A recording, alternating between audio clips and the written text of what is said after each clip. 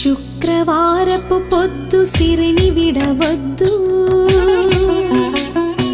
దివ్వెను దగవద్దు, బువ్వనెట్టొద్దు,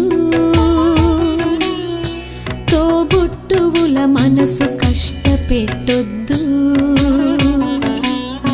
తొలి సంధ్య మలి సంధ్య నిదురపోవద్దు, మా తల్లి వరలక్ష్మి నిను వీడదప్పుడు, మా తల్లి వరలక్ష్మి నిను వీడదప్పుడు.